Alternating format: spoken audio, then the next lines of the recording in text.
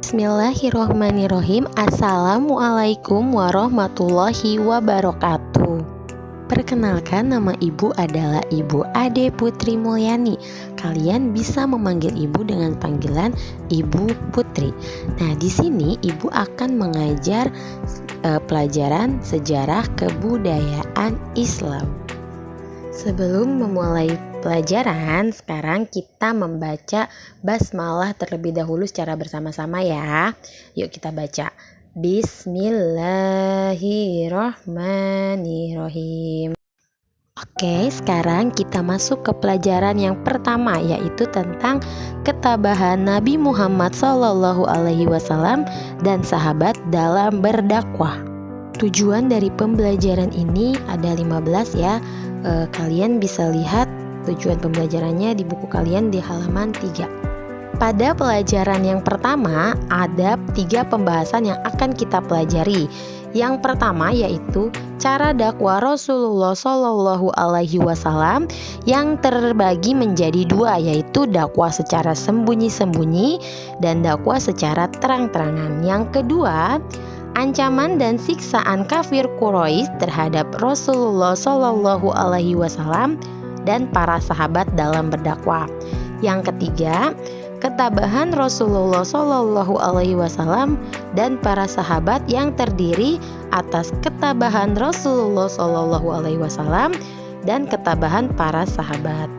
Nah, pada pertemuan hari ini yang akan kita bahas yang pertama dulu ya, yaitu cara dakwah Rasulullah SAW.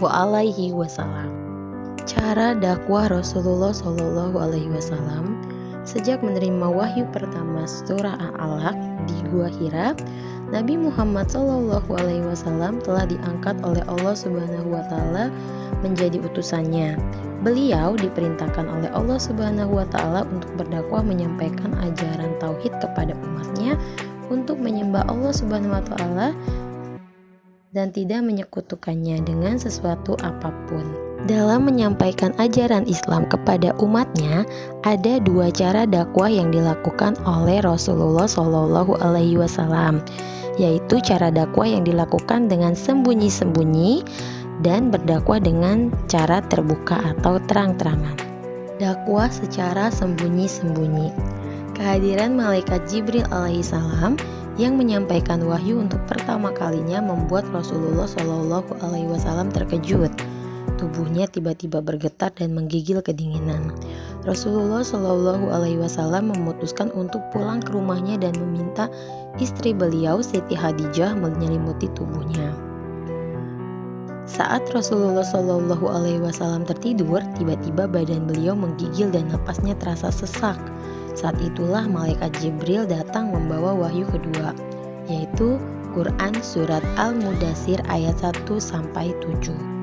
Turunnya ayat ini menegaskan kepada Rasulullah untuk segera berdakwah menyampaikan risalah Allah Subhanahu wa Ta'ala. Beliau diperintahkan untuk menyeru manusia agar menyembah Allah Subhanahu wa Ta'ala serta menjalankan semua perintahnya dan menjauhi segala larangannya dalam ajaran Islam yang dibawanya. Langkah pertama yang dilakukan oleh Rasulullah dalam berdakwah pada masa awal kenabian adalah dengan mengajak keluarga terdekatnya untuk memeluk Islam. Mula-mula beliau mengajak mereka yang tinggal serumah dengan beliau. Orang yang pertama diajak untuk menerima kebenaran Islam adalah istri beliau, Siti Khadijah. Kemudian beliau juga mengajak Ali bin Abi Thalib, sepupunya yang sejak kecil tinggal bersama beliau. Saat menerima Islam, Ali masih berusia remaja. Rasulullah juga tidak lupa mengajak pembantunya yang bernama Zaid bin Haritsah untuk menerima kebenaran Islam yang dibawanya. Selain berdakwah kepada keluarga dan sahabatnya, Rasulullah juga berdakwah kepada kerabat dekatnya. Di antara kerabat yang menerima ajakan beliau adalah bibi beliau yang bernama Safiyah binti Abdul Muthalib, sepupu beliau Ja'far bin Abu Thalib, Asma binti Umais, dan kerabat dekat lainnya. Dakwah secara sembunyi-sembunyi dilakukan oleh Rasulullah selama 3 tahun. Beliau menjadikan rumah Arqam bin Abil Arqam sebagai tempat menyampaikan ajaran Islam kepada para sahabat dan kerabat yang hendak memeluk Islam. Dalam masa itu, beliau berhasil mengislamkan 39 orang penduduk Mekah.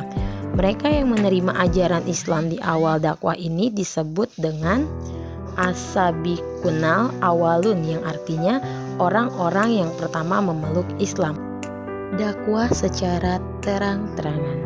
Setelah 3 tahun berdakwah secara sembunyi-sembunyi, akhirnya datang wahyu dari Allah Subhanahu wa Ta'ala yang berisi perintah kepada Rasulullah untuk berdakwah secara terang-terangan.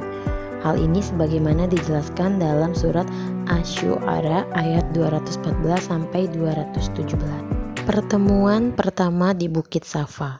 Setelah menerima perintah Allah Subhanahu wa Ta'ala untuk berdakwah secara terbuka serta mendapat dukungan dari sang paman, Rasulullah menyuruh Ali bin Abi Thalib untuk mengumpulkan Bani Muthalib dan Bani Hashim yang merupakan keluarga besar Rasulullah. Semua kerabat dan famili diundang untuk hadir di Bukit Safa, terutama beberapa paman Rasulullah SAW yang cukup disegani dan memiliki pengaruh di tengah-tengah masyarakat Quraisy Mekah. Mereka adalah Abu Thalib, Hamzah, Abbas, dan Abu Lahab.